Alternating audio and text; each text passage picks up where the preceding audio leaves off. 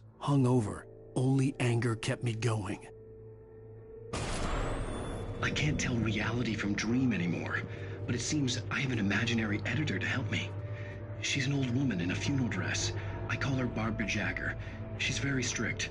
I'm writing faster and faster. My manuscript is being heavily revised. The edits are getting very aggressive, and each day there's less of me and more of her. I hate it, but I know she's right. She promises me I can save Alice this way. She knows more of this than I do. About the complex incantation I'm attempting. About this place. She's worked with another writer under similar circumstances, Thomas Zane. The genre of the story seems to be shifting.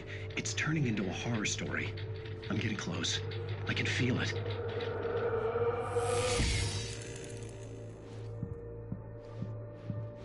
Rose took a day from me. I had less than 12 hours left to meet the kidnapper. All I could do was get Barry into the car, work something out once I got on the road. Barry was out of it. He was way too heavy to carry. You're right. I deserve more money. I'm so handsome. Welcome to the Oh Dear Diner. What can I get you today? Coffee? I couldn't work up much hate for Rose. Something had used her to get to me and left its mark. First refill is free. Milk and sugar on the counter there. Would you like to hear today's specials?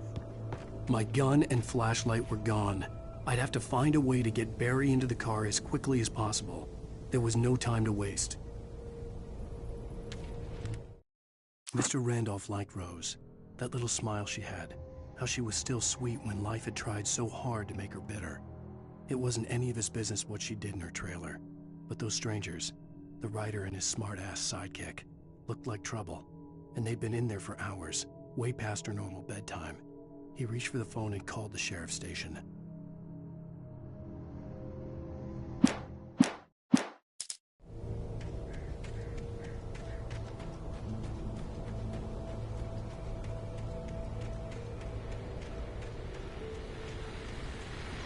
I just stepped outside to catch a breath of fresh air. Let me tell you, the weather's getting heavy. Nights like this make me especially glad I'm here talking to you and not home in bed. Once the weather takes a turn like this, I can't sleep at all. It's all tangled bed sheets and dark thoughts, punctuated by the occasional plunge into nightmare. Is it just me? Well, perhaps it is.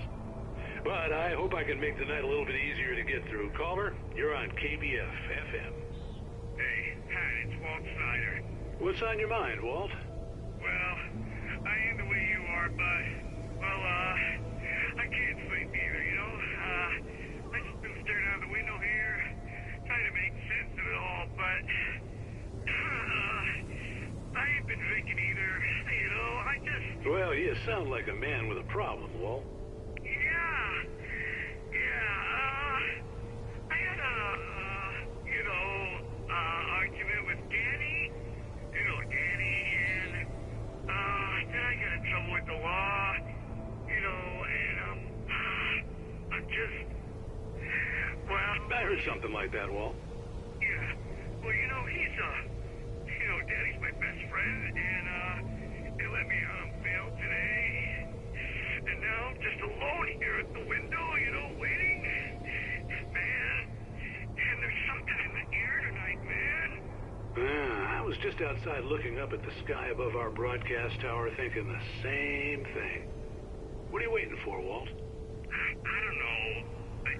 Something's gonna happen. I think I better go. Well, Walt, maybe... No, thanks, Pat. Well, good luck to you, Walt. Hang in there. Let's take a little break, folks. This weather's really something else, huh? How can I be sure?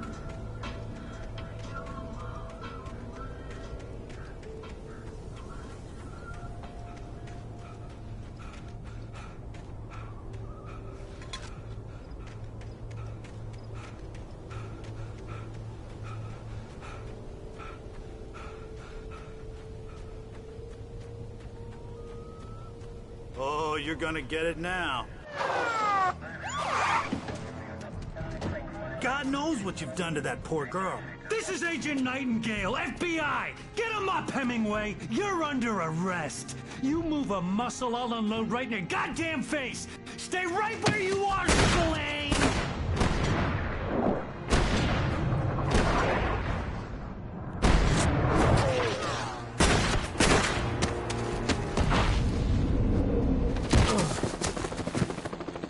What are you?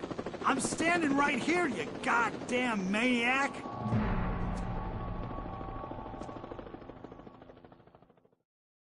I hated to leave Barry behind, but there was no way I'd miss my appointment with the kidnapper. Give it up, Mr. Wade. Come on. Take it easy now.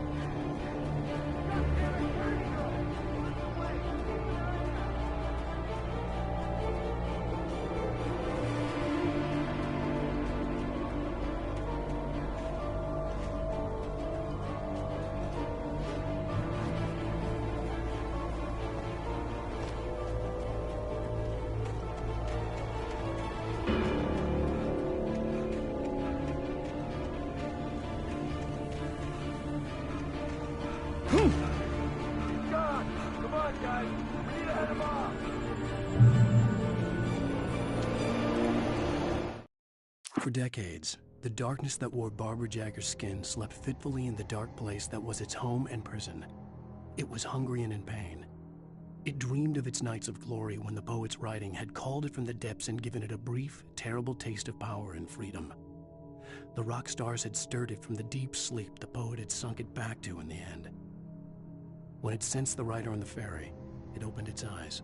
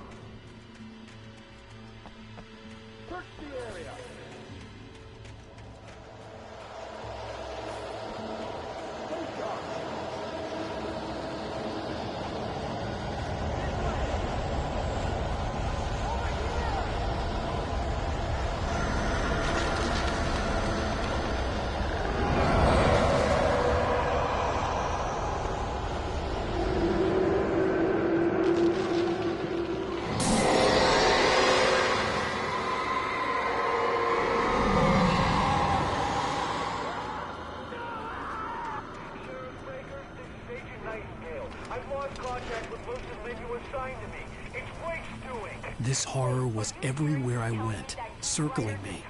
The cops didn't stand a chance. They were after a writer, not a monster. He's the guy we're chasing. If it's not him, who then? Bigfoot? Over. I don't know yet, but I'm not in the habit of jumping to conclusions. That tends to come back and bite you in the ass. Out.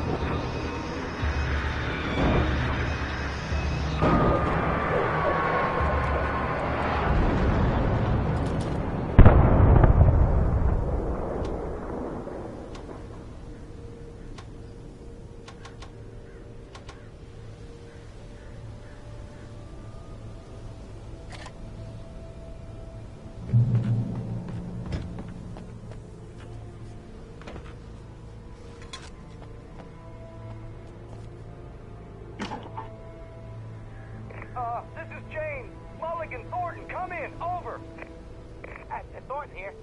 James, we got both Wheeler and Rose in custody. They didn't put up a fight or anything. But anyway, hey, Mulligan, what are you doing? Come on! Sit down and give me that.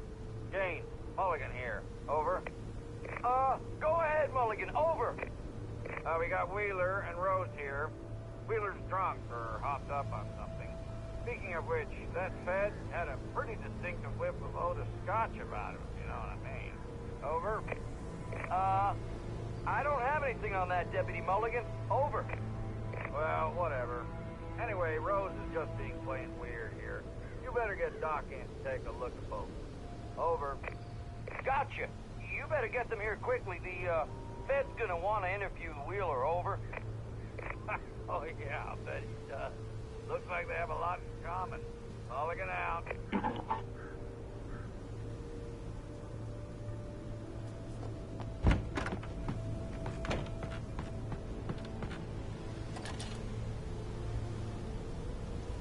I could see the lights of the radio station in the distance.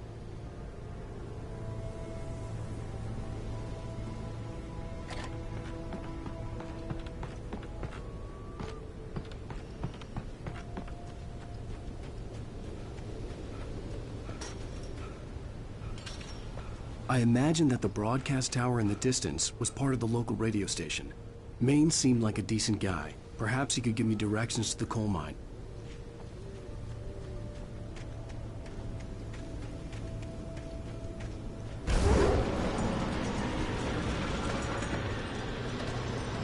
Unnatural shadows clung to the gate. The darkness that was after me was trying to stop me. I wouldn't get through without a light.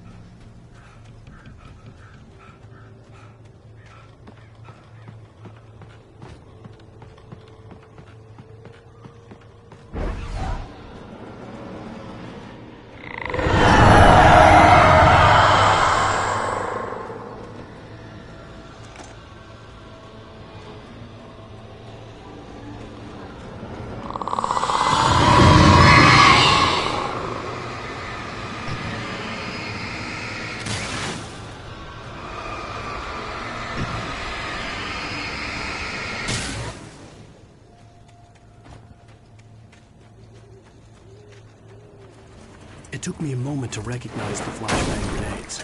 They were an ideal weapon for my situation. Team 1, come in. Over. Team 1, this is Sheriff Breaker. Report. Over. Team 2, come in. I need a report. Over. Come on, guys. Talk to me. Come in, please. Over.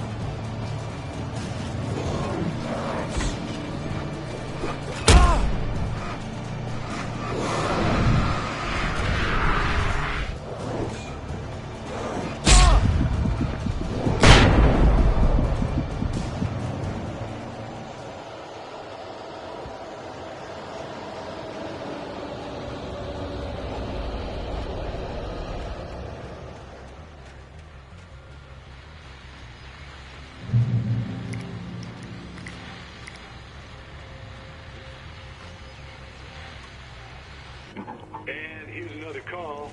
You're on KBF-FM with Pat Maine. It's Milt Peabody, Pat. What's on your mind, Milt?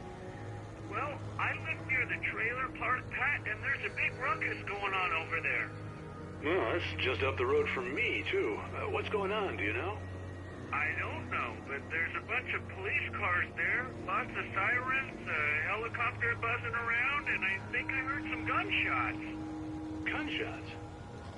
Yes, sir, like from a pistol. So can you find out what's going on? Because it's just next door and they're popping off guns there. They're still shooting? No, it was maybe 10, 15 minutes ago. It sounds serious, Pat. I'm telling you, it don't sound like no party. I'm certainly going to give the station a call, Milt. Okay. You'll hear it here as soon as I hear from them. Okay, thanks.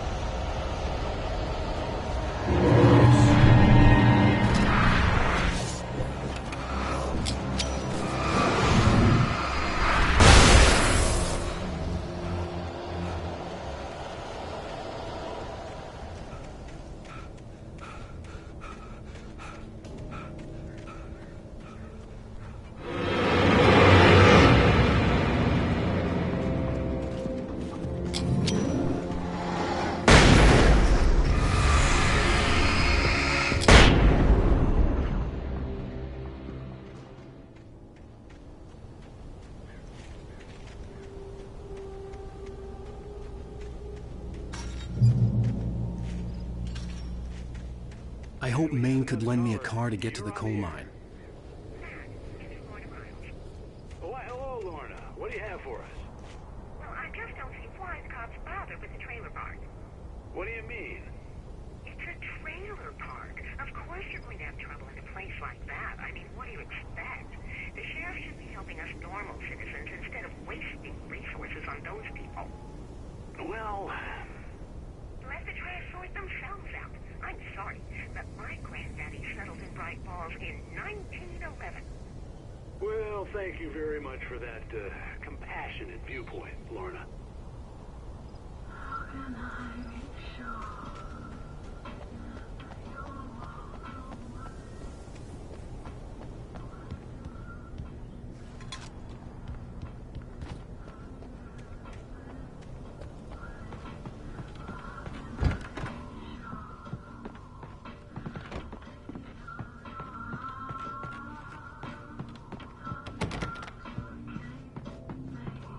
Oh, here's a little surprise. The famous writer Alan Wake just walked in. Folks, I'm going to see if I can talk him into an interview. Come on in, Mr. Wake. Oh, I'm so glad you could find the time to do this, Mr. Wake. Nowhere to run now, Dan Brown. You back away from me. Don't hurt it. Whoa, whoa, whoa. Everyone calm down. Put the gun down. We're all friends here, right? Cool your jets, Nightingale. We got him. Judas Priest! What the hell's the matter with you? There's a civilian in there.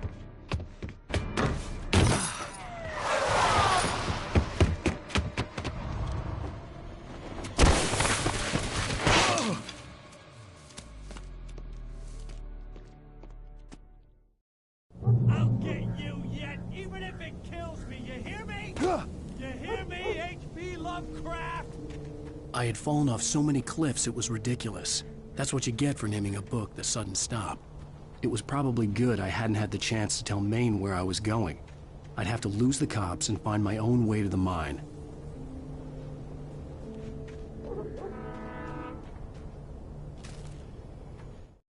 Nightingale stared through the broken studio window into the dark woods.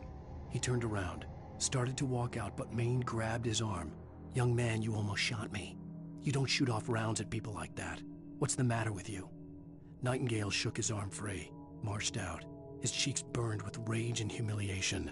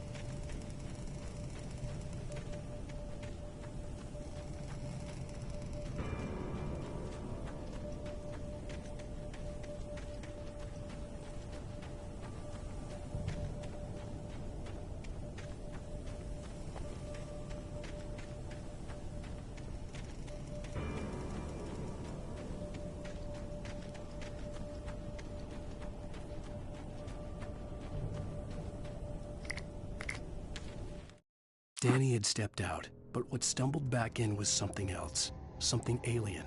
A monster. Walter tried to kill it, first with his fists, then a chair. It wouldn't die. Instead, it kept coming, unaffected by the beating it had taken. After Walter managed to kick it down the cellar stairs, fear took over. He ran, got behind the wheel, gunned the engine. The booze wouldn't make him forget, but he knew he had to try.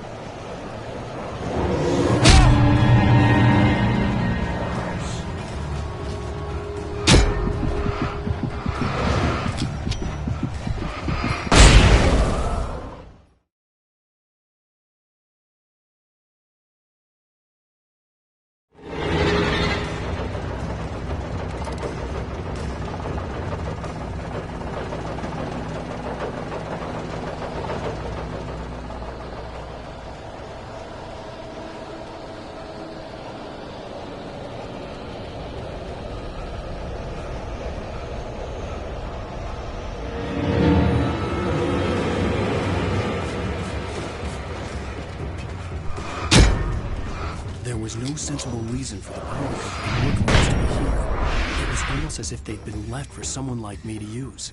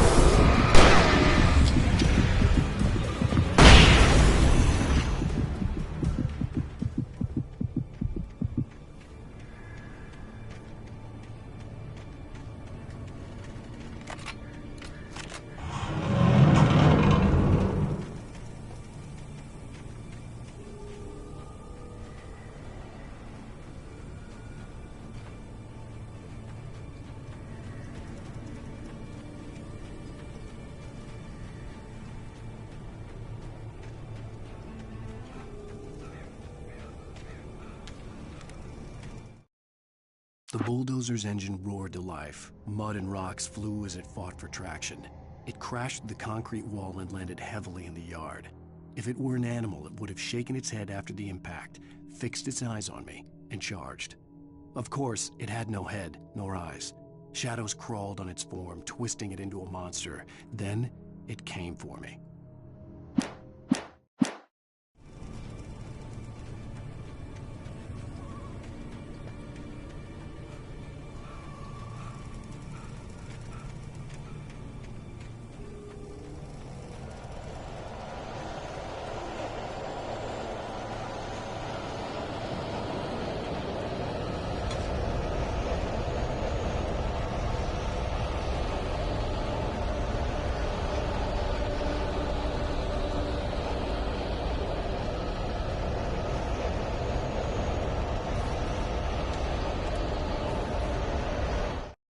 Sarah trusted her gut, and her gut said Agent Nightingale was an asshole. He felt wrong, and it wasn't just the smell of stale booze. It was in the way he flashed his badge, pulled rank, the look in his eyes when he wanted answers. Where was Alan Wake? What was this about an accident? Where was his wife? And most importantly, why did she let Wake go? He wouldn't answer her questions. Federal business was all he'd say.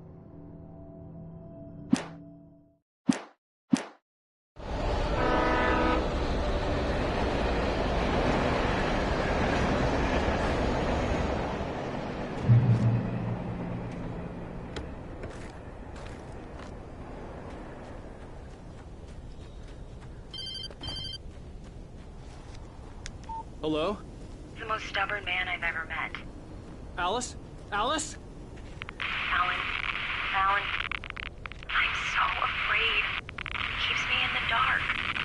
Please help me. I look at you, Alan, and it's not you. Something else. Looking out from behind your eyes. Alice, I'm here. I'm so alone here. It's all gonna go to hell. You need to be careful. Cooperate. The connection had been terrible, but that wasn't the only thing that hadn't been right with the call. She sounded wrong somehow, but she had called me. The pipe wrenched itself loose from the bridge's steel framework. Wrapped in darkness, it floated in midair, twitching. For a moment, I didn't understand what I was looking at. The heavy object lurched at me with impossible force. I threw myself out of the way, but just barely. When I turned my flashlight on it, it shook in a dark rage before it flew at me again.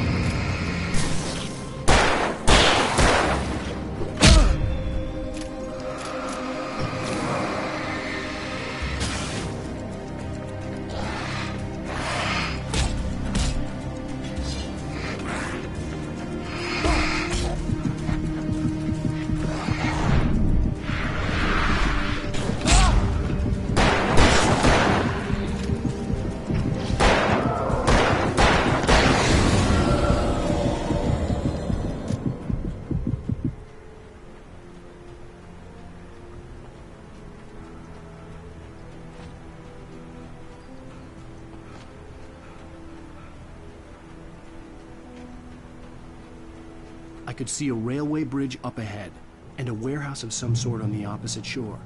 I hoped I could find a car from there.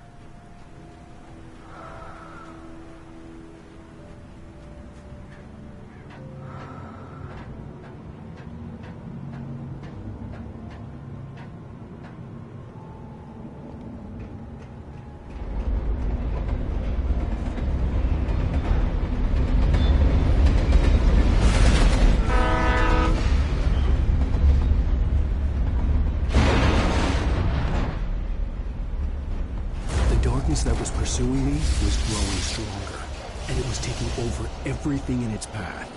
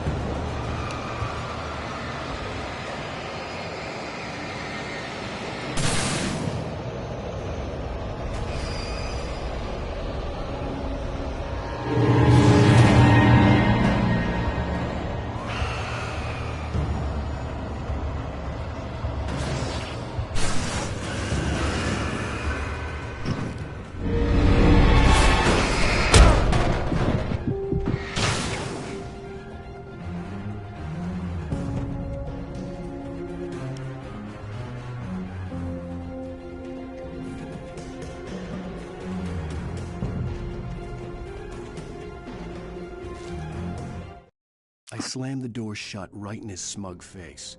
He pleaded for me to open the door. True to form, the asshole actually thought I would obey. I had no sympathy left, no guilt either, not for him. I took a moment to savor the scream. I bet I had a smile on my face. It was all that I had time for. The dark presence was inside the lodge with me.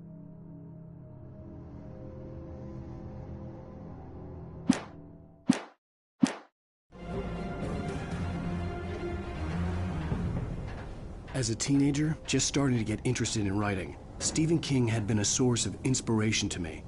I thought about all the inanimate objects that had come to life in his books. No one is safe in a good horror story, certainly not the protagonist. That's what makes them fun. This was anything but. The darkness could possess anything, and it was getting closer.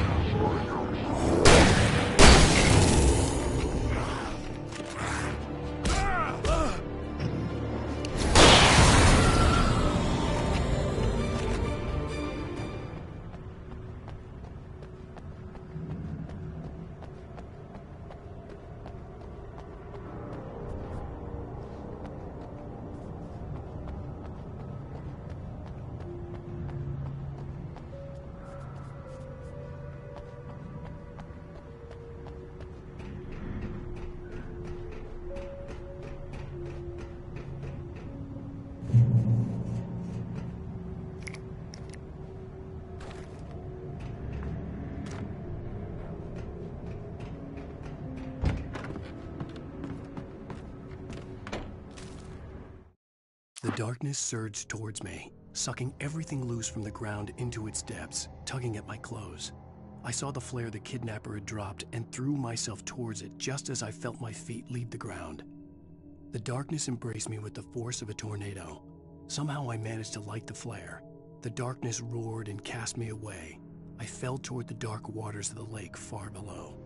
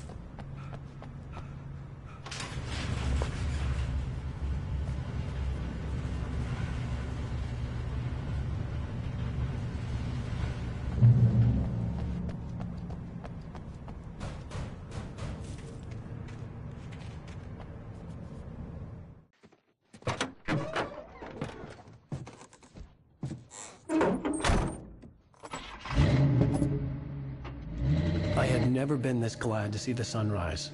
I had a couple of hours to get to the coal mine.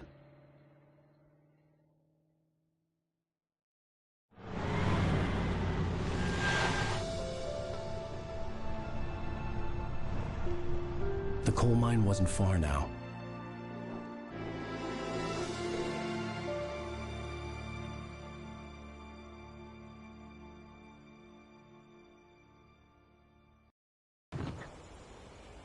Today, I would meet the kidnapper, and he would give me Alice. I wouldn't give him any other choice. A drowning man will clutch at a straw.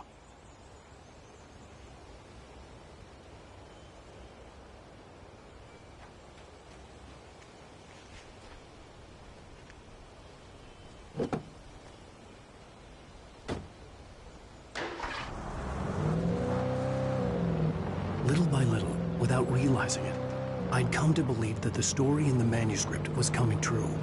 The current of its narrative had taken me deeper and deeper into dark waters. Alice had been taken from me. Barry was probably in jail. I was a fugitive from the FBI. The whole world taken over by the Dark Presence was trying to destroy me. It all felt real, but it matched a textbook case of insanity.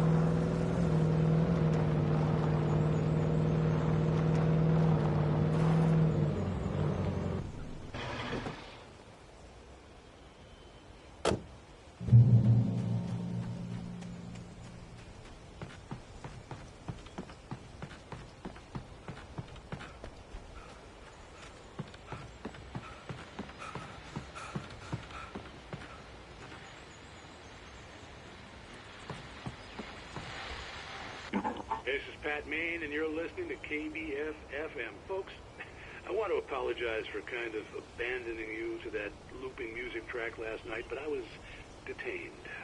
You see, I encountered a big-shot G-man with an itchy trigger finger who could use a lesson in manners and a boot in the ass. Not necessarily in that order either. Now, folks, I know I'm not being very informative here, and I apologize for that. I really should just keep quiet, but I'm just so peeved right now, because some people just shouldn't be carrying badges. I'm just glad that our Sheriff Breaker was there to straighten things out. And if someone I met last night is listening, let me just say, I'm sorry if my mouth got you in trouble. I'm pretty sure you're not the bad guy here. Godspeed, son. I hope you know what you're doing. Now, on a lighter note, I'll be talking to Dr. Nelson all morning. But first, a little music.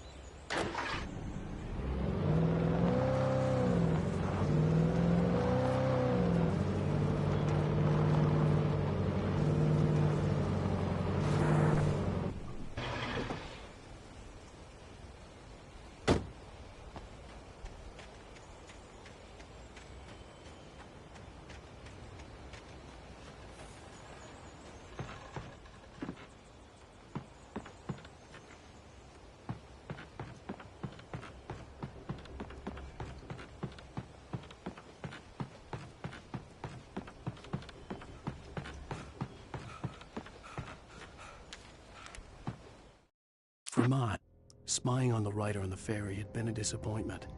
His boss had made Wake out to be something special, but Mott hadn't been impressed. He'd gotten a good long look at the wife, though, and he liked what he saw. Mott had fantasized about goading Wake into a fight, but it hadn't happened. Still, he'd get his chance to see if the writer had anything in him. He'd been promised as much.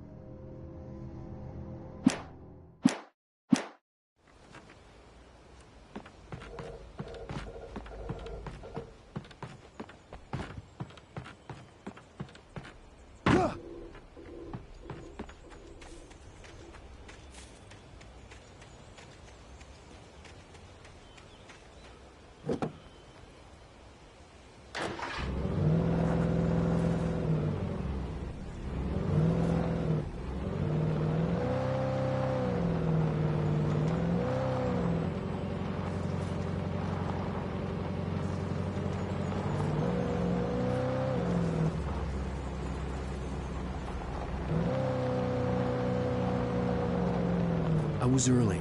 I was supposed to meet the kidnapper at noon in the main building. The coal mine was quiet. It was a museum now.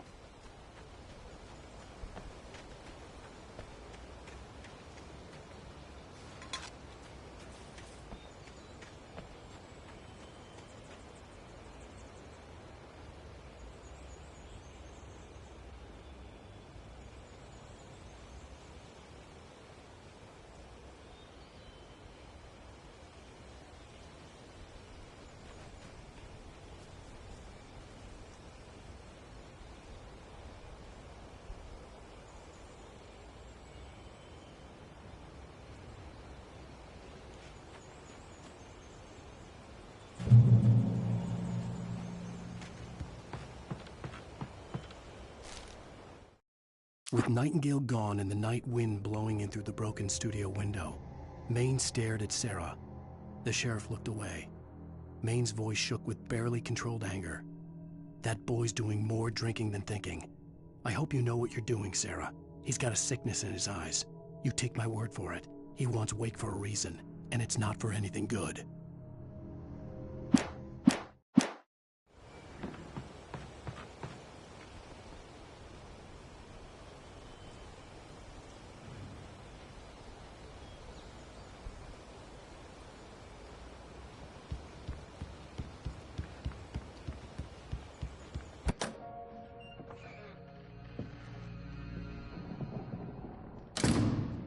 I didn't want to go outside.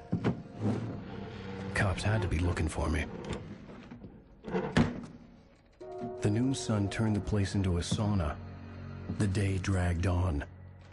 Different scenarios ran through my mind. Ways of how I'd torture the kidnapper to get Alice back. Or the different horrible things he could have done to her. I imagined her dead. I had no way of knowing she was still alive. It was killing me. I was running on blind hope. It was all a waste of time. The bastard never showed up.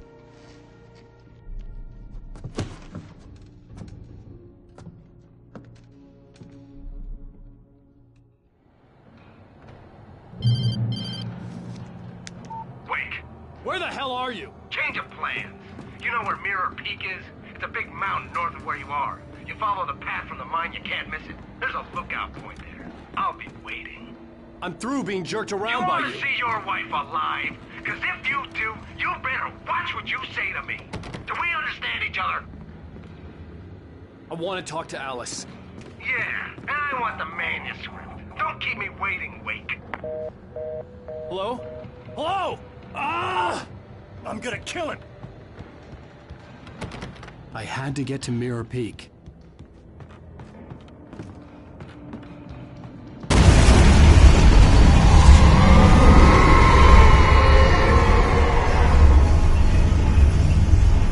It was close.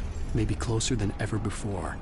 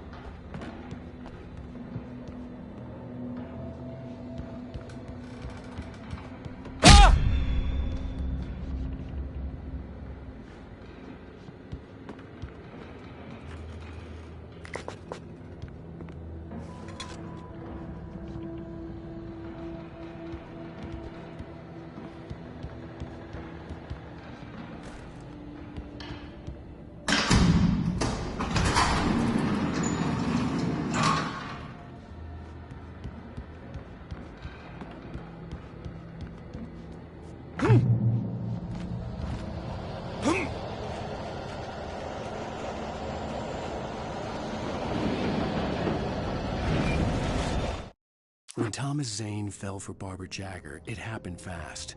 She was young, vibrant, and beautiful, full of life. He had never been a very happy man, and without any seeming effort, she had changed all that. Zane felt good for the first time in his life.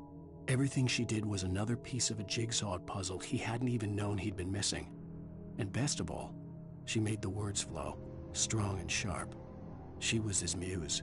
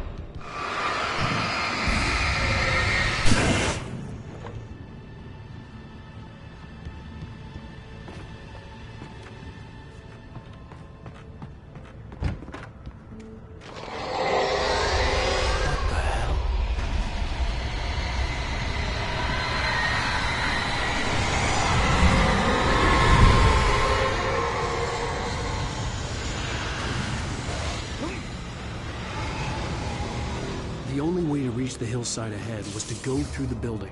I had to find a way to avoid electrocution.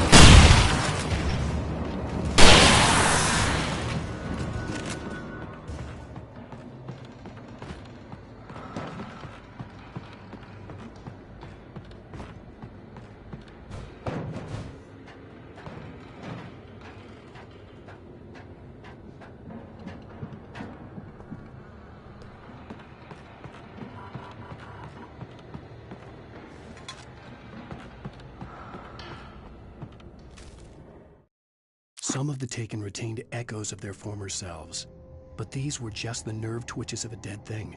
Nothing remained but a shell covered and filled with darkness. In most cases, these puppets were enough for the purposes of the dark presence. But for anything more elaborate, as with the writer, it was different. It needed his mind. And so rather than taking him over completely, it merely touched him.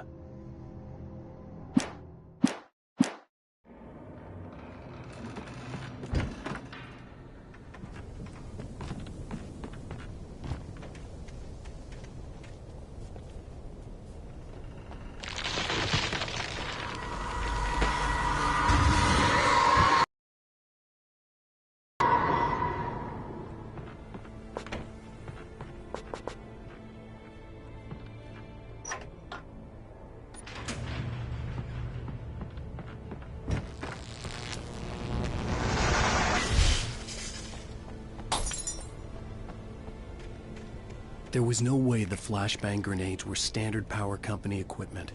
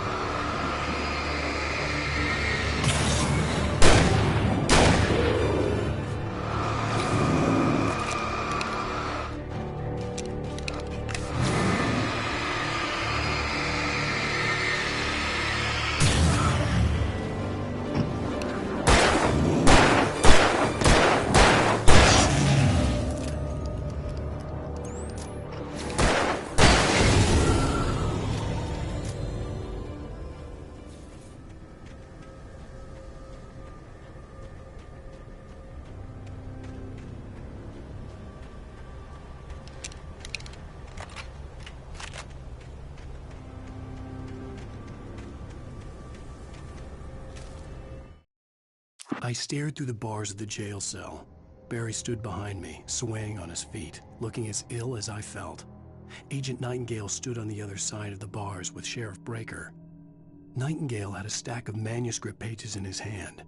He seemed unhinged as he gloated. "Well, I've got you now, Raymond Chandler. It's all here. All the evidence, including conspiracy to murder a federal agent."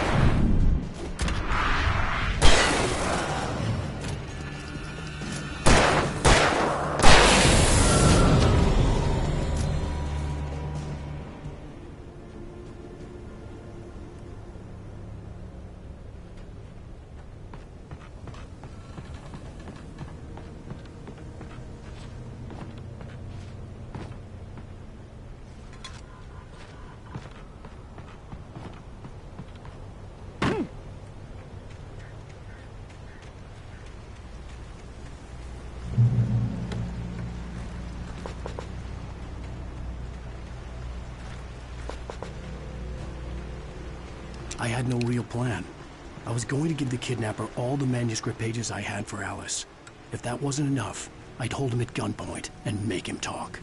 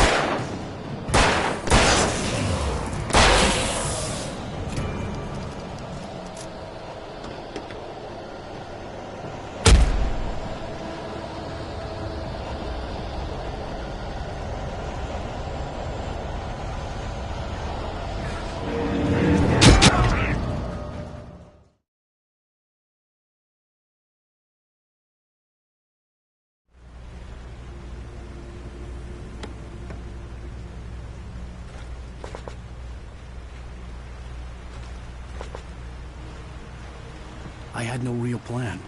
I was going to give the kidnapper all the manuscript pages I had for Alice. If that wasn't enough, I'd hold him at gunpoint and make him talk.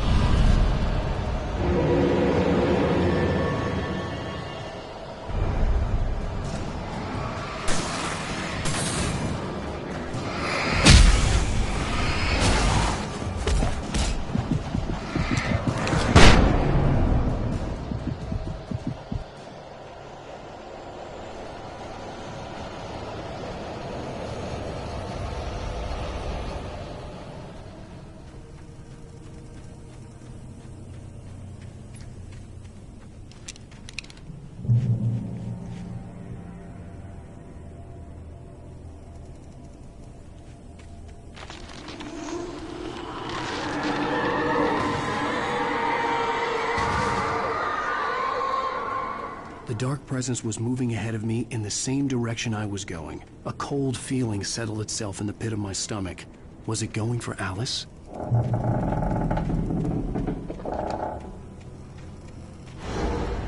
The graveyard shift may cause cancer.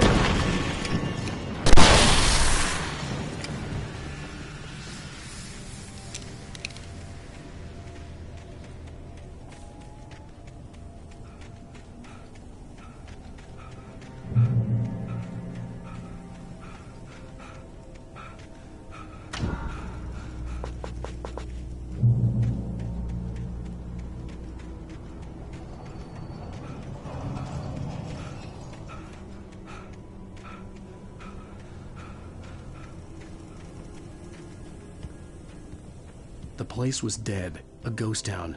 Had been for decades, maybe a century.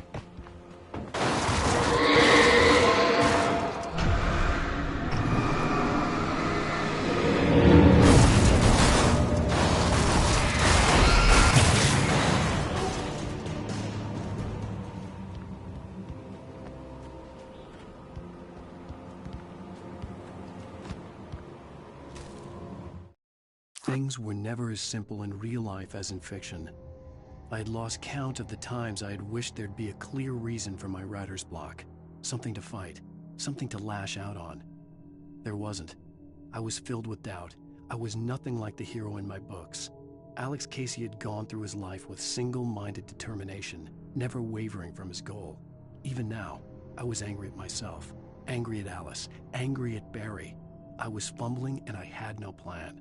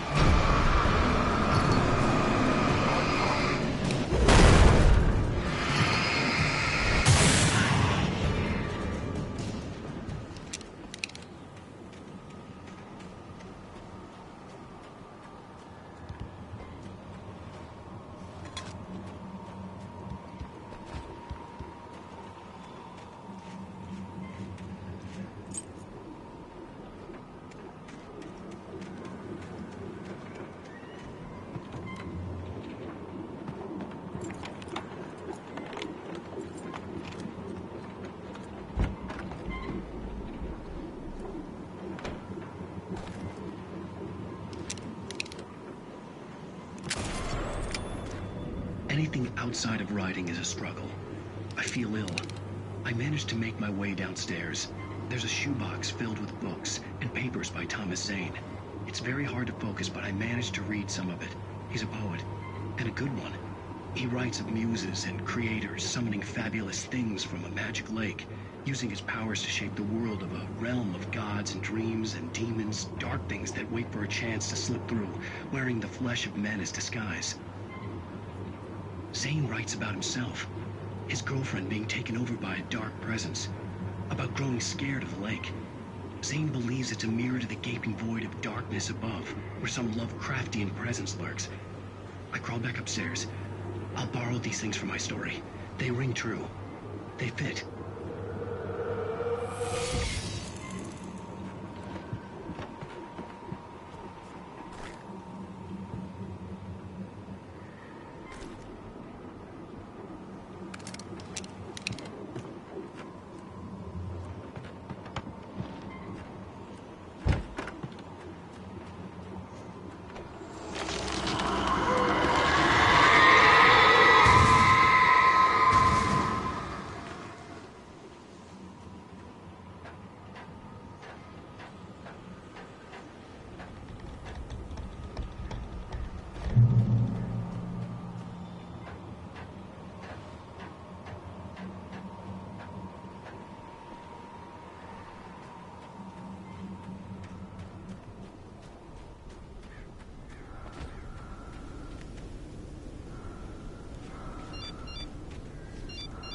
The kidnapper had sent me a text.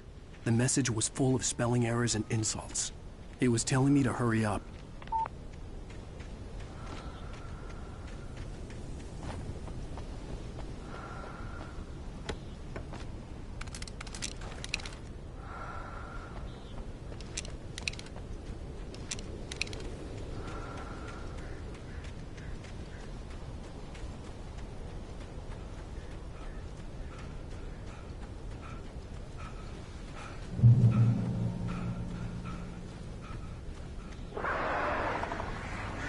Birds.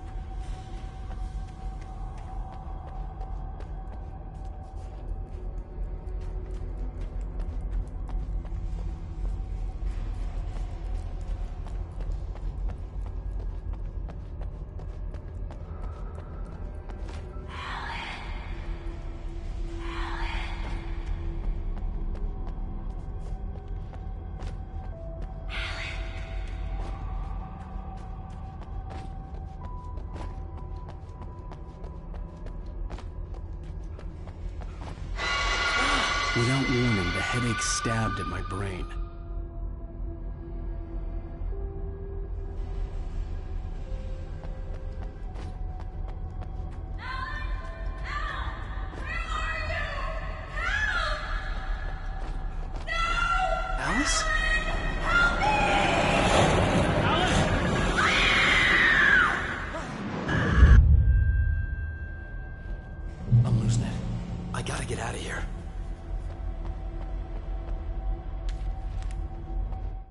The hunters were big, thick-set men, confident and at home in the woods. They were feeling good, running on beer, ghost stories, and camaraderie late into the night. It did them no good, as they were taken by the dark presence, sucked deep into a darkness far worse than any ghost story they ever told or heard.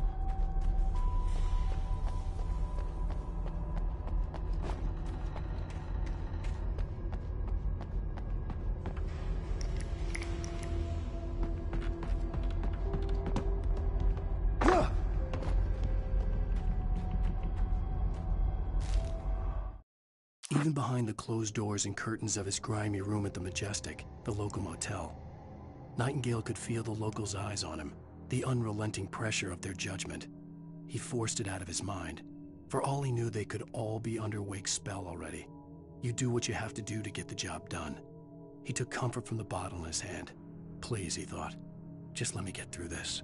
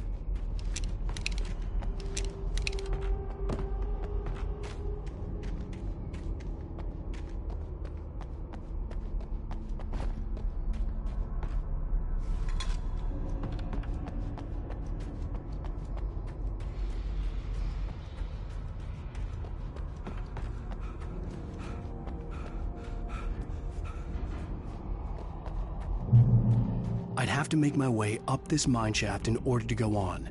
Maybe the machinery could help me with that.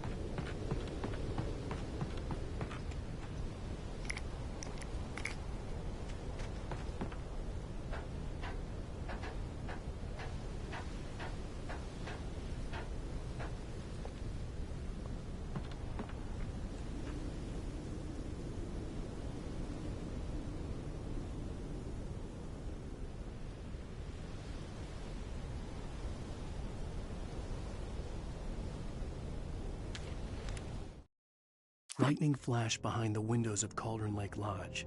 Tor Anderson laughed and held the steel hammer above his head. Nurse Sinclair was trying to calm him down without success. Tor grinned madly and shouted, "My hammer's up. Here's a friendly poke from Molnir, wench." He brought the hammer down with all his might on Sinclair's head. "We're on a comeback tour, baby."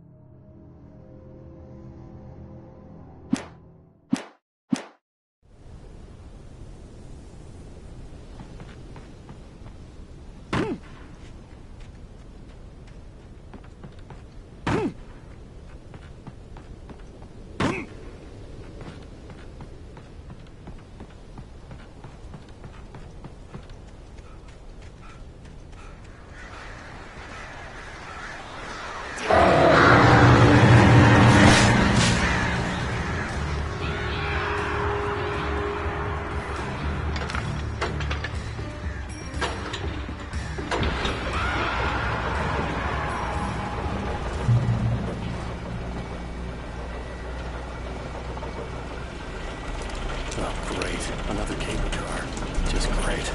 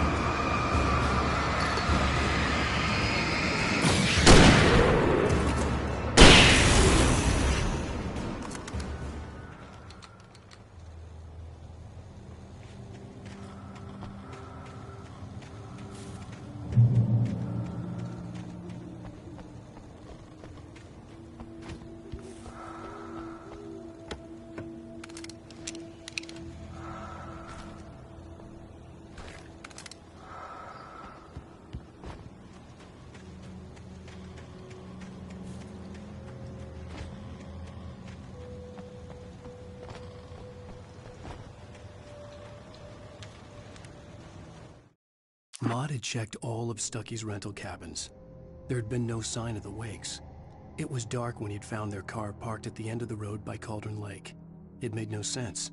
They must have taken a wrong turn, but there was no sign of them, and the car had been there for hours already.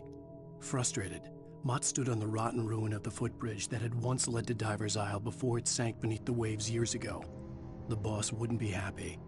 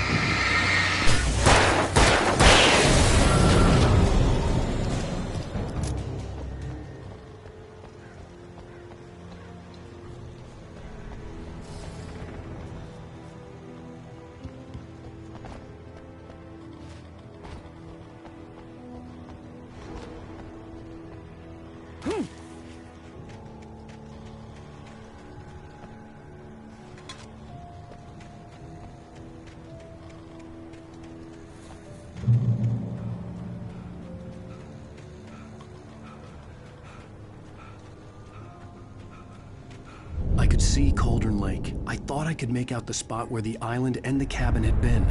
There was a light near it. It had to be a boat.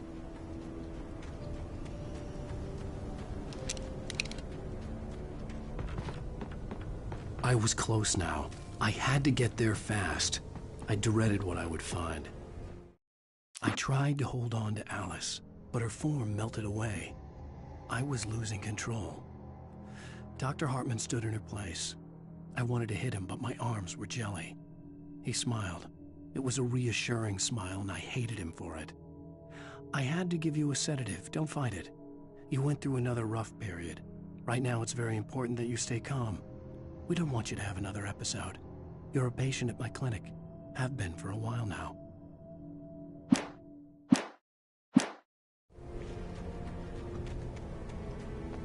Wait! Are you? Wait! Hey, I'm here! I'm coming! No! Get away! Sorry. Please, leave! The boss didn't know who he was messing with. I didn't know. I swear, I didn't know. We don't have his wife. We don't know where she is. She's probably drowned. We just said we had her to make him play ball. You see? To get him writing for us. Please. Please. Oh. I'm sorry. Please don't hurt me. Ah! Ah!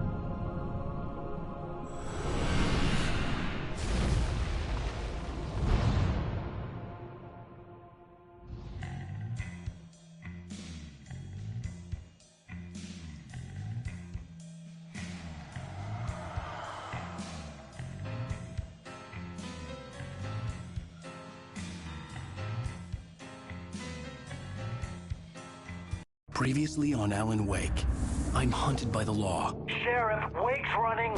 I'm giving chase. Are you seriously telling me that writer just took out my deputies? A thriller I supposedly wrote is coming true.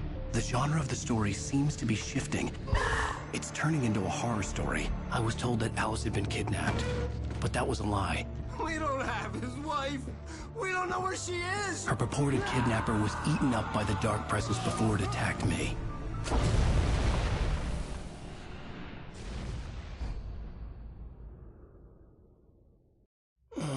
Alan, shh, baby. It was just a nightmare. Alice. There you go, Alan. Hartman. I fell. I had to give you a sedative. Don't fight it. You went through another rough period. What? Right now, it's very important that you stay calm. We don't want you to have another episode. You're a patient at my clinic. Have been for a while now. The shock of your wife's death triggered a mental illness. No, you lie. You're suffering from various symptoms of undifferentiated schizophrenia. Bastard. It's okay, Alan. Just let go.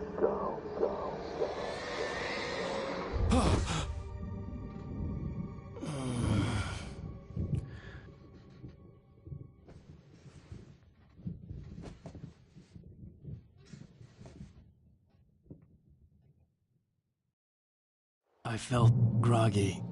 Whatever Hartman had bumped in me was making me numb. I felt like this was happening to someone else. Someone I was watching on television. I couldn't think. Couldn't focus.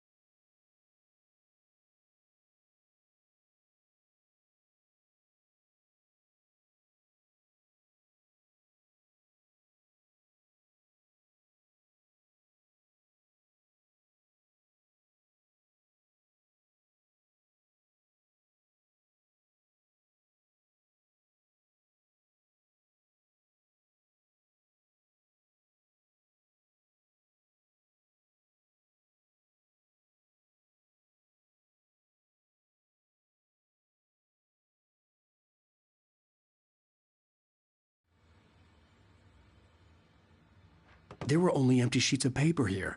No manuscript pages. The door was locked. I was a prisoner here.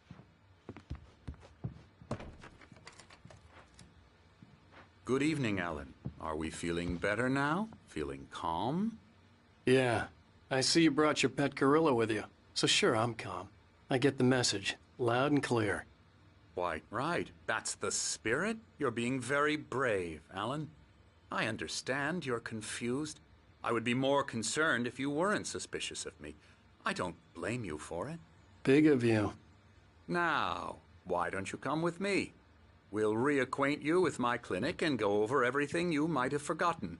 Little walk and some fresh air? Yes, it will do you good.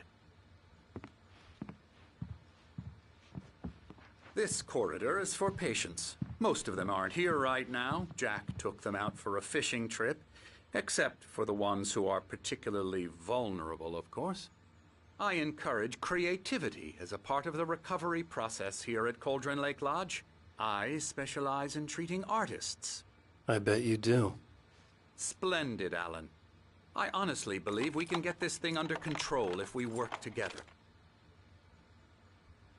This way, Alan.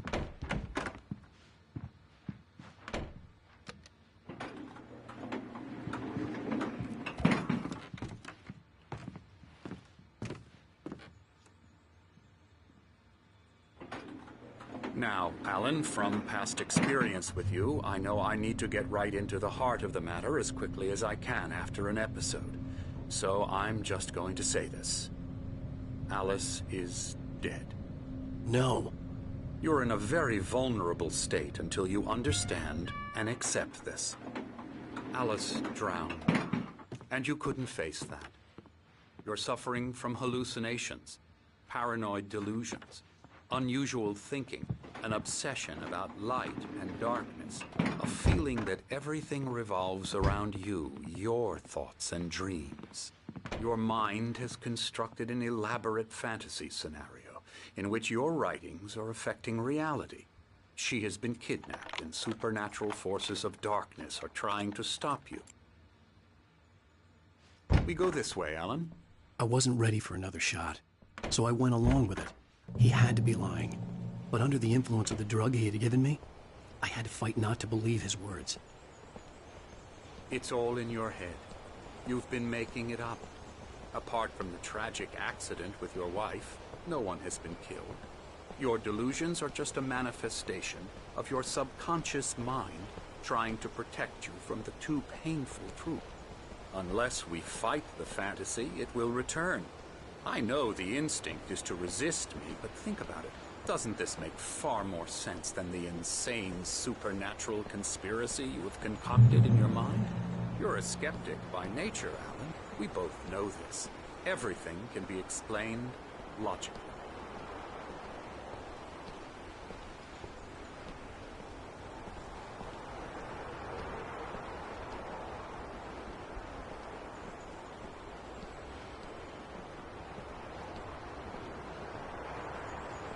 I never get tired of this view. Very inspiring, isn't it? Cauldron Lake spread below us. I could see Mirror Peak on the other side of the lake. I thought I could make out the spot where Diver's Isle had been when I arrived with Alice. Now there was nothing but waves. It seems there's a storm coming. Funny, I don't recall there being a mention of that in the weather forecast. Well, no matter. This way. Follow me. Alan, what I'm telling you is good news. Right now, we're in control. Every time you have a relapse, it gets more and more difficult to resurface from the dark depths of your imagination. Not surprising, considering your profession. Imagination is what you work with. After all your nightmares, this should come as an immense relief to you. If it doesn't, why is that? Because I'm lying? Or because you don't want to admit that you're not well? It's very natural for you to think of me as your enemy. It's part of the illness. I let him talk. Hartman obviously loved his own voice. His words echoed madly inside my head. I dug my nails into the palms of my hands to stay focused. You need to work with me. Once you accept that, we can begin the journey towards your recovery.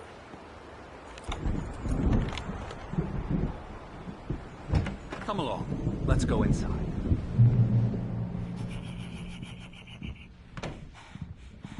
Now, here's the entrance to the office wing. That's for staff only. You were impressed by my trophies when you first arrived here. I do love to hunt.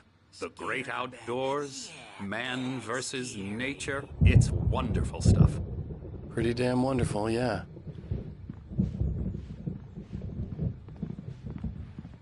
Scary, scary, scary.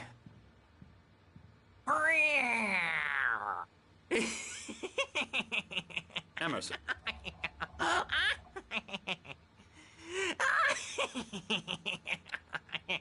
I'm a real bad dream, mister. You should be afraid of me. Don't want to run into me in the night, that's for sure.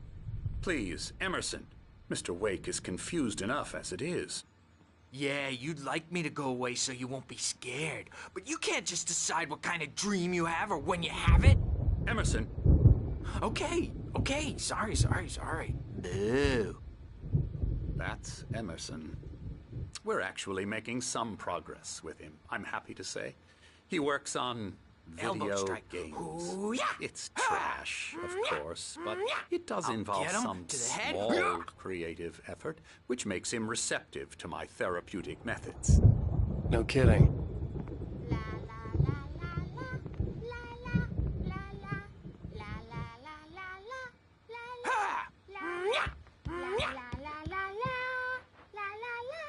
Now, you might have noticed the typewriter in your room. You've been writing as a part of the therapy. As soon as you feel up to it, you should continue.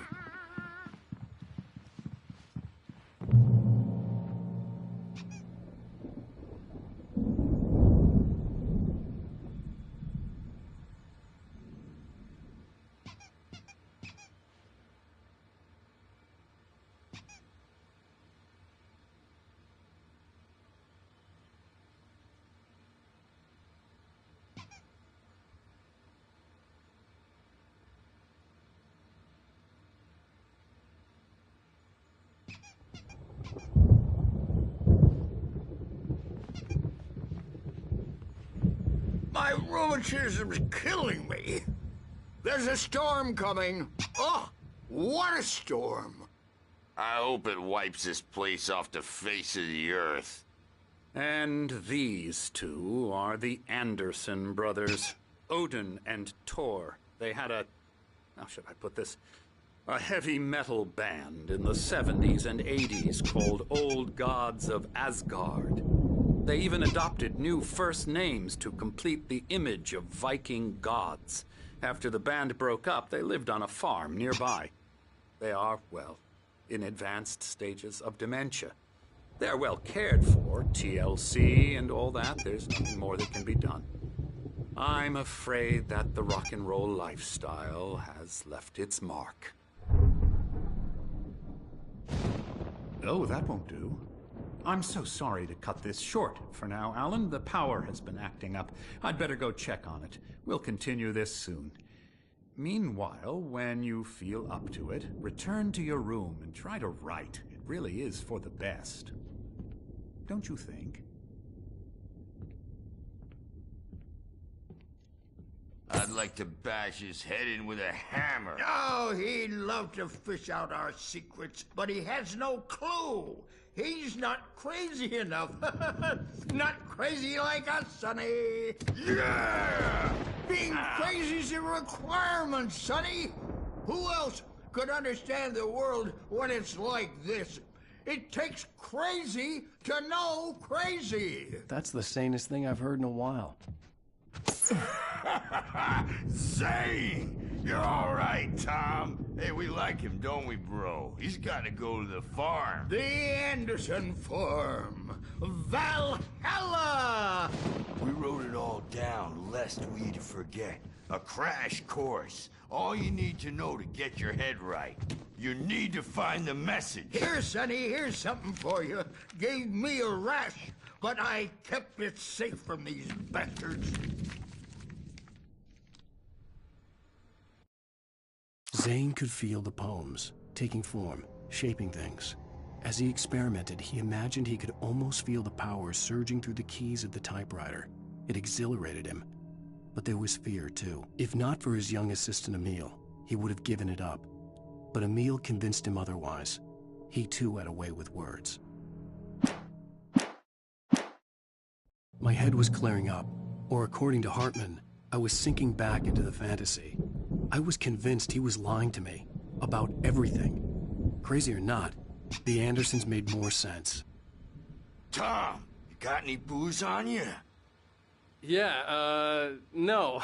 Sorry, we have guys. a stash of the special stuff at the farm. Our own formula. Local ingredients. Medicine clears your head right up. Makes you remember like moonbeams on the brain. Oh, I just noticed. Leather patches on the elbows? That's not very rock and roll. Tom just lost is all. Baba Yaga got to him too, the damn witch. She used us all. Taken from all of us. Took my thunder, the witch. And my ravens. What were they? Memory and thought, the hag. She took something from you too, didn't she? That's what she does. We're better off. This place, the lake, it gives you power. If you're a creator, an artist, God. Nightmare shifted in their sleep in the darkness of the lake. Yeah, that's the one. She makes sure it comes out twisted and wrong. Just ask the lamp lady. She knows what happened to that other writer. She's been using you, boy, and you let her. Disease-ridden, old and stupid. Doesn't mean he had to open it all the way, goddammit.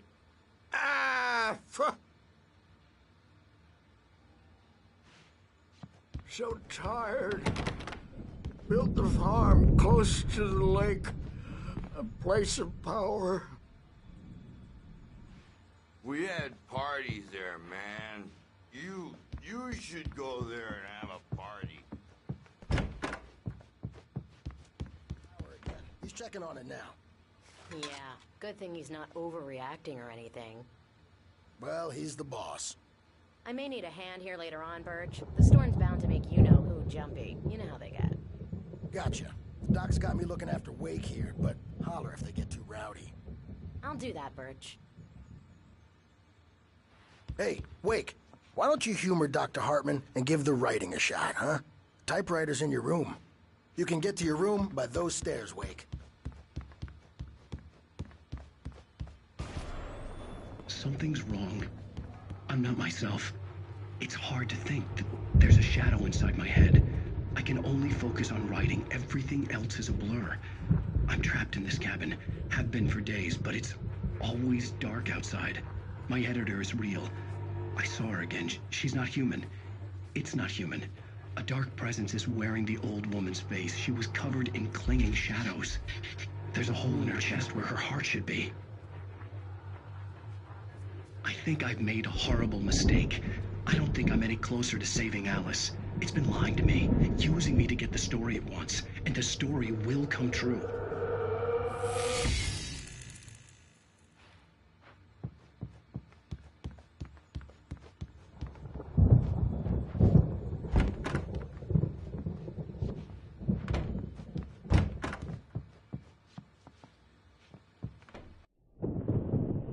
The white glare of the blank page in front of me hurt my eyes. My hands began to shake uncontrollably. Everybody, calm down. Put that down. Bert, I need help. Hey, Wake, you stay here. I'm gonna go see what's up. You just keep doing what you're doing. Be cool, okay?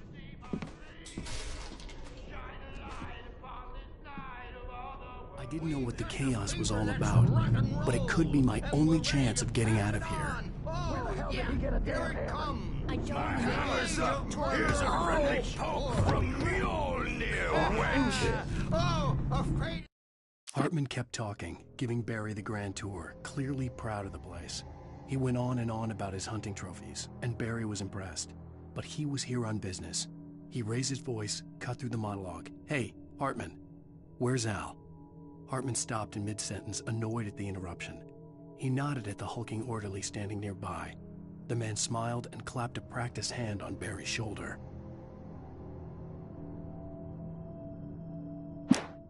The crazy brothers, are ya? Not so weak now, are we? Sinclair looked bad. That wasn't a love tap. The crazy old fart hit her hard. And if she was one of Hartman's goons, she had it coming. I could get the key to the office wing from Sinclair. The backstage is all yours, Tom. Seize your destiny.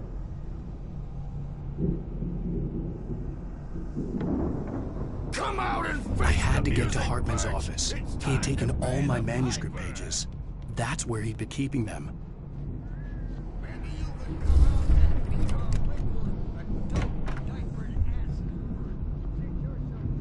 The photo on the wall caught my attention. In it, the clinic staff was standing outside the lodge. I knew the man next to Hartman. He was the kidnapper. Hartman had been playing me all along.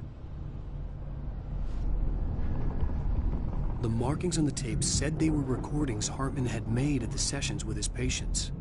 I saw Alice's name on one of them. For a moment, I couldn't breathe right.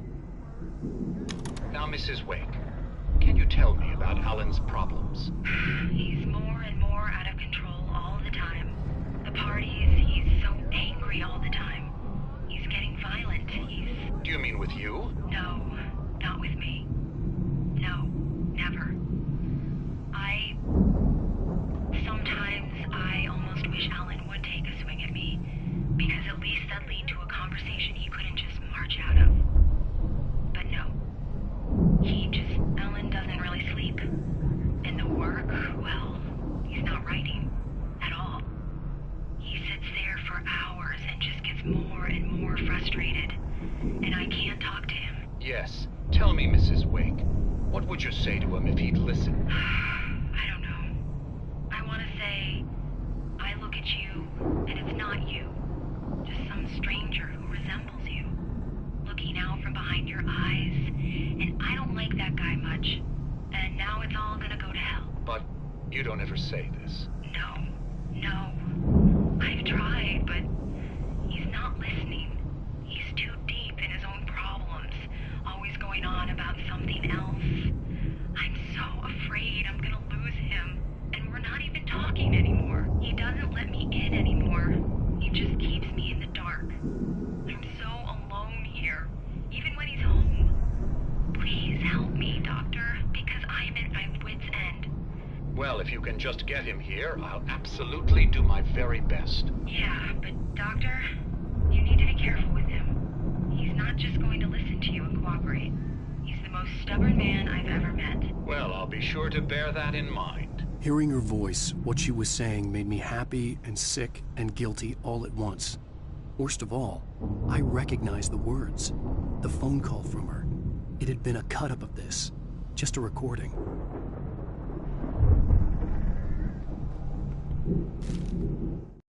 Hartman wasn't happy. Maude could see it in his eyes. He quickly lowered his own.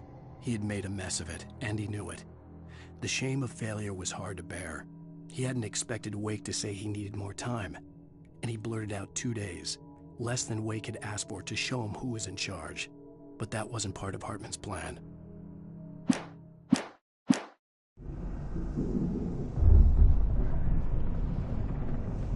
Let me out of here! Hartman, do you hear me? I'm gonna sue your crazy quack ass to shreds! Seriously! Do you have any idea how much trouble you're in? Barry? Ow! About time! Barry, man, am I glad to see you. We need to get to Hartman's office. It's right next door. You okay? Yeah. I mean, no! The cops found me at Rose's trailer, but they didn't hassle me too much. I'm obviously a victim in this, and I demanded to be treated as such. Or else I'd sue their asses. Speaking of asses, that Fed gave me a real hard time, but I had no clue where you were. That guy's crazy, Al.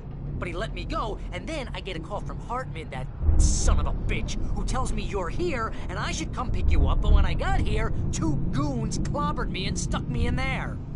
What's What's with the cutout? I stole it from the diner to piss off Rose after what she did to us. That'll teach her. Yeah, that's a harsh punishment. Come on, pal, we gotta get going.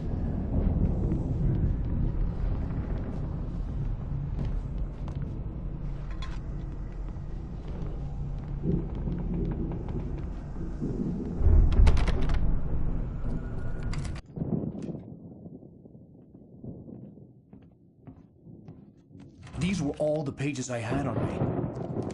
And more.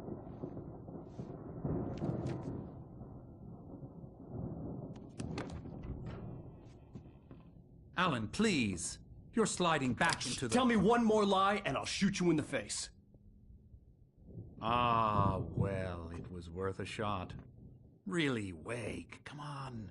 Let's work together on this. You have no idea... Hartman, shut up! Barry, get out of here. I'll catch up with you. Get a car. Oh, Al, let's just... Go! Wake, listen to me. This is a mistake. Don't you see? Together we can create something absolutely wonderful. With your ability and mine.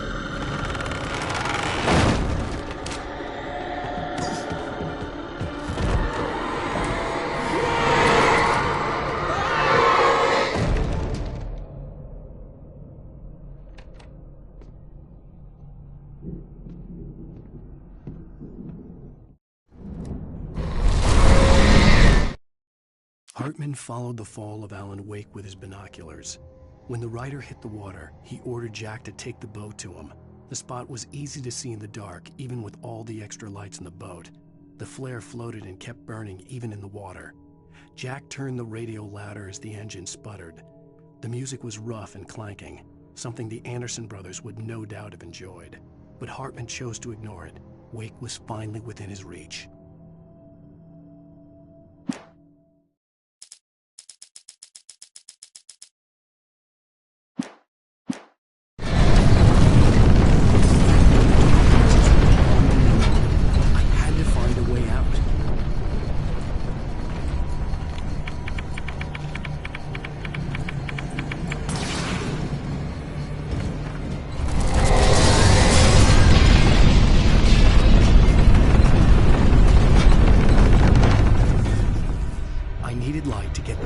Bookshelves out of my way.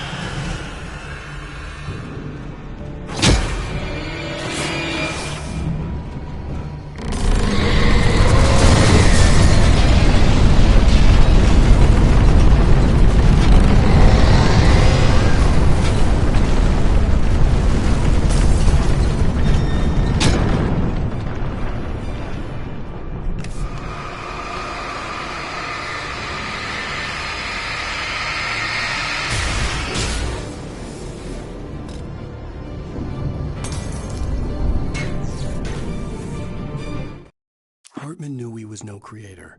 He had no ambitions on that front. And he certainly didn't want to end up like every artist he had worked with here, damaged in ways that were hard to describe, or worse. It was enough for Hartman to maintain creative control and provide direction, to be a producer. That was what most of these people were in need of anyway. Of course, suitable subjects were few and far in between.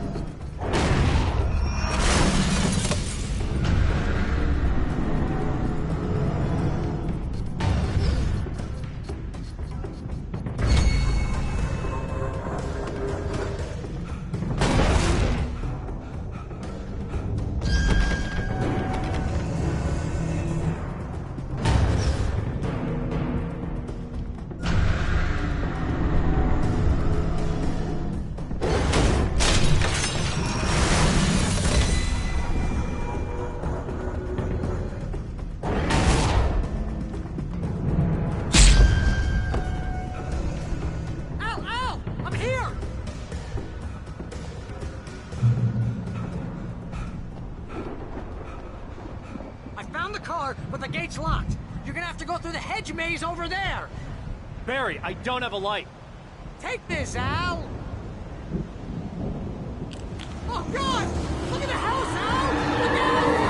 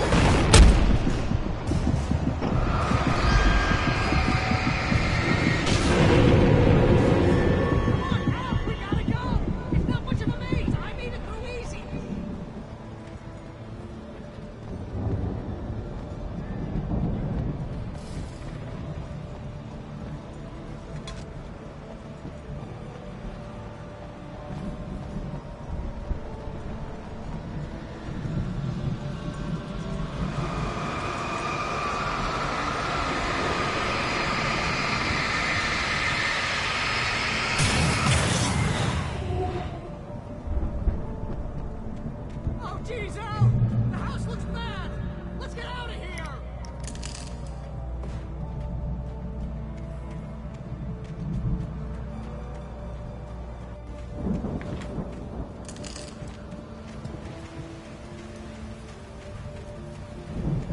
Al, hurry up!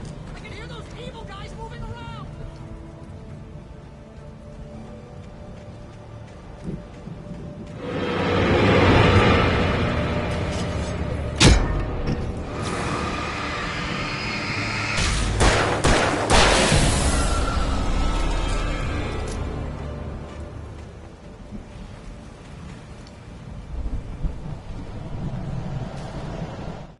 I stared at the Viking paraphernalia that littered the area, surrounding an unlikely centerpiece.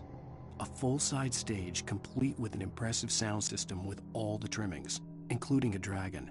It took a special kind of crazy to build something like this in a remote field. When the sky split open with a deafening boom and the music started blasting, it felt strangely appropriate.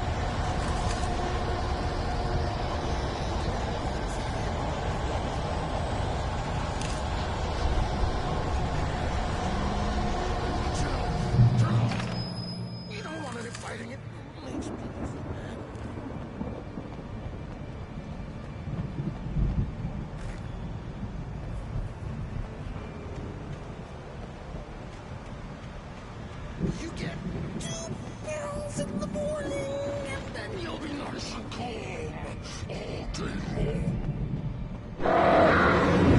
And you get 3 pills in the evening. You'll sleep like a baby.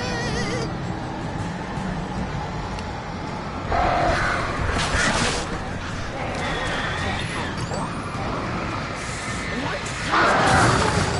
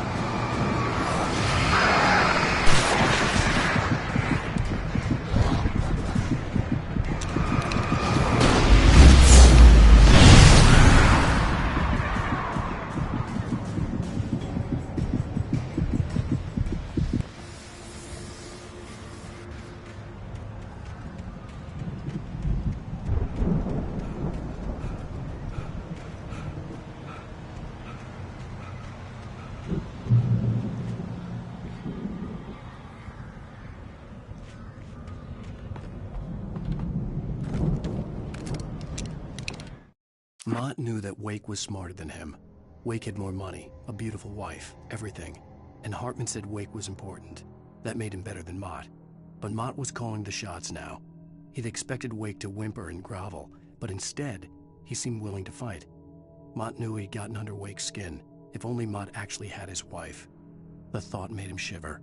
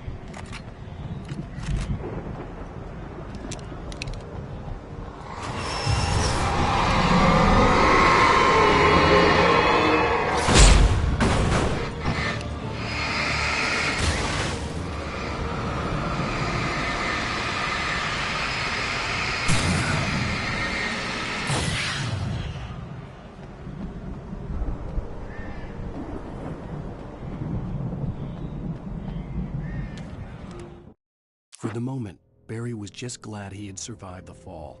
He had been separated from Al, and there was no easy way to climb back up.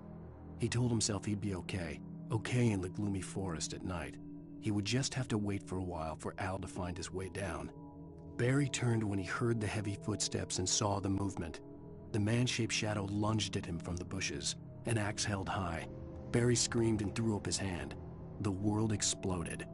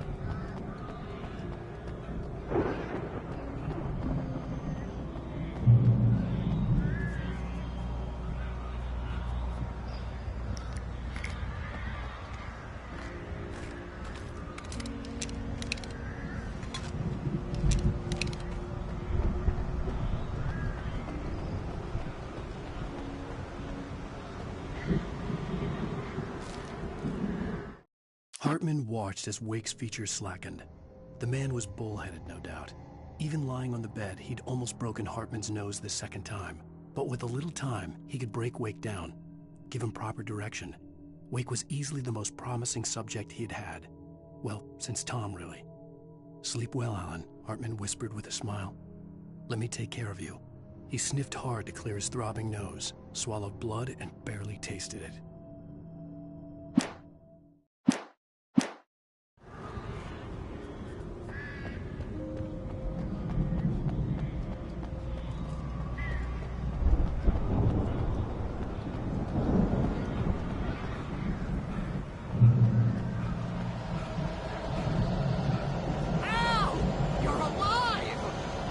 Get out of here. Can you open this gate? Maybe. Barry. I slammed it shut when the nasty showed up, and the key fits kind of loose in the lock, so,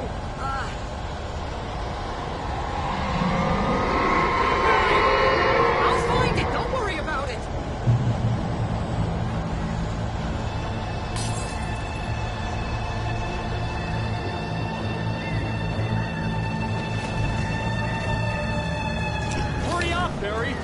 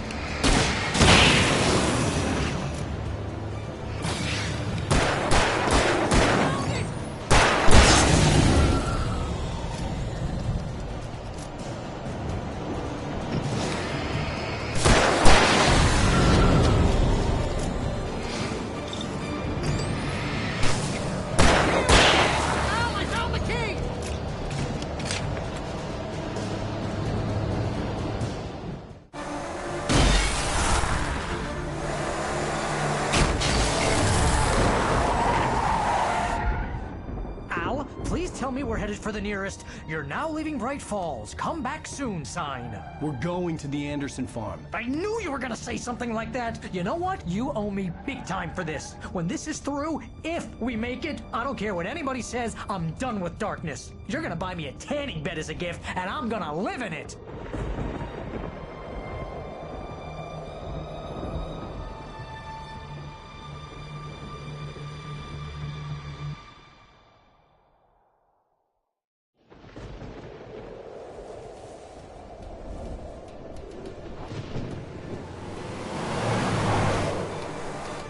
I'm crazy, but that's fine, Barry. Oh, you got that right, Al. You're barking mad. You are by far the craziest... But maybe that's inevitable when you deal with crazy stuff like this. It helps.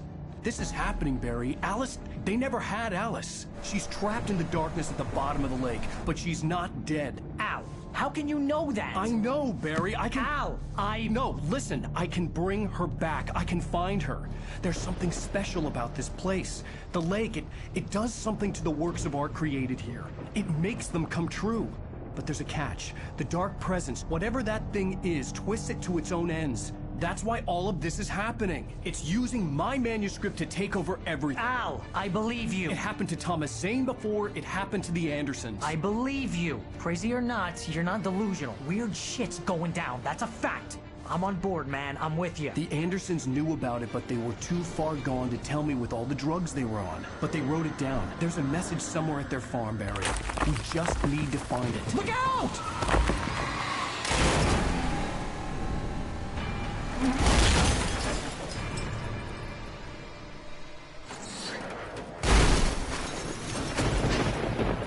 Al!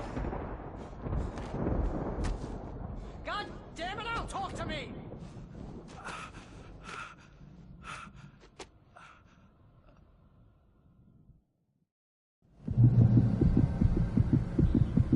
I had lost my gun at the crash. Barry was nowhere to be seen.